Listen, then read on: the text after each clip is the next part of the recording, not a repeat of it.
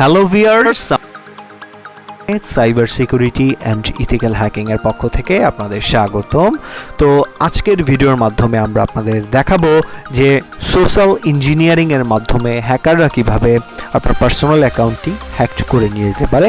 তো চলুন শুরু করা যাক। তার আগে আপনাদের বলে নিচ্ছি, সোশ্যাল ইঞ্জিনিয়ারিংটা হচ্ছে আপনার সম্পর্কে সোশ্যাল মিডিয়ার মধ্যে যে ইনফরমেশনগুলো আছে, যেমন ফেসবুক, টুইটার, ইনস্টাগ্রাম, এই সমস্ত ইনফরমেশনগুলো ঘেটে আপনার যে র ডাটাগুলো আছে সেই র ডাটাগুলো বের করে সে একটা ফেক ডকুমেন্ট তৈরি করে। যেমন হচ্ছে জানেন যে ফেসবুক আপনার যখন রিকভারি করতে চান তখন ফেসবুক কিন্তু আপনার ন্যাশনাল আইডি কার্ড চায় বা আপনার যে কোনো গভর্নমেন্ট আইডি কার্ড চায়, ড্রাইভিং লাইসেন্স হতে পারে, পাসপোর্ট হতে পারে।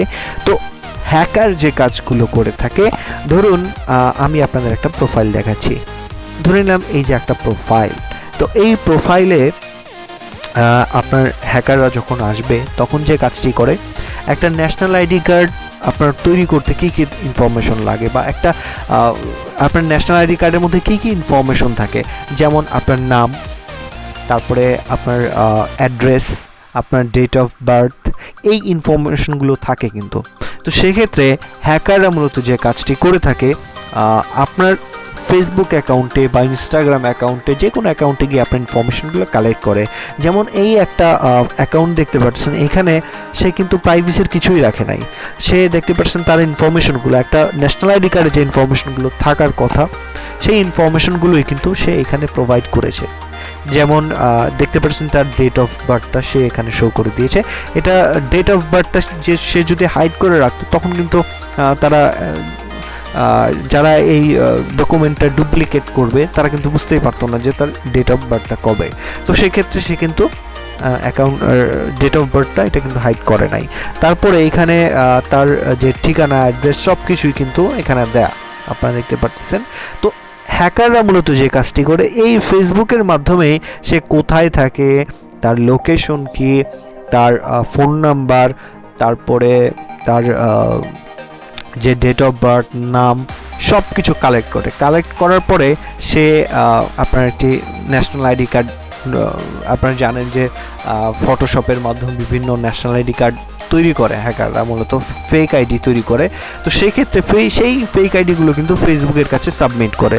তো ফেসবুক কিন্তু আমাদের যে সরকার আছে সেই সরকারের কাছ থেকে কিন্তু আমাদের যে ন্যাশনাল আইডি কার্ডের যে ডেটাবেস সেটা কিন্তু ফেসবুকের কাছে নাই। তো সেক্ষেত্রে ফেসবুক কিন্তু ওইভাবে যাচাই বাছাই করতে পারে না। সেক্ষেত্রে আপনার যে অ্যাকাউন্টটা কিন্তু এই ফেক ডকুমেন্টের সাবমিটের মাধ্যমে কিন্তু হ্যাকাররা হ্যাক করে নিয়ে যেতে পারে।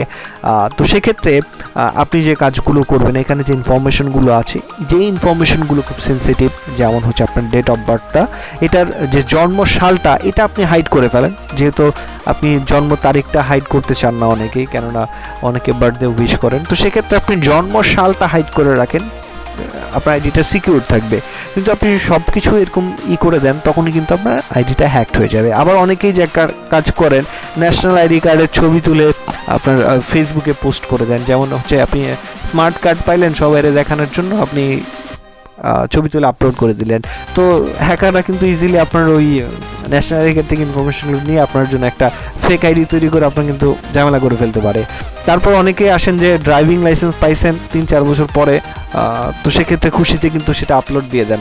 বা অনেকেই আবার যে কাজগুলো করেন যে কোনো কিছু হারায় গেলে, ন্যাশনাল আইডি কার্ড বা এগুলো হারায় গেলে আপনার ফেসবুকে দিয়ে দেন। তো ফেসবুকে দেওয়ার সময় অবশ্যই কিছু নাম্বার, যেমন ড্রাইভিং লাইসেন্স, কিছু নাম্বার আপনি ব্লার করে দিতে পারেন, কেননা এই ইনফরমেশনগুলো কিন্তু খুব সেন্সিটিভ ইনফরমেশন।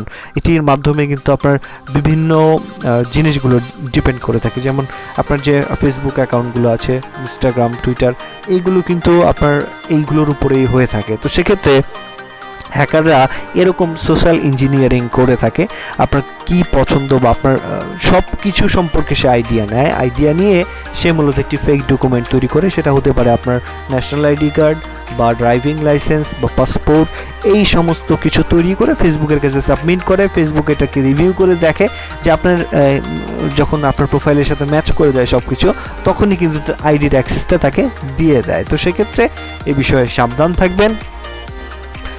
আশা করি ভিডিওটি আপনাদের ভালো লাগছে। ভালো লাগলে আমাদের চ্যানেলের সাথে থাকবেন। ধন্যবাদ সবাইকে।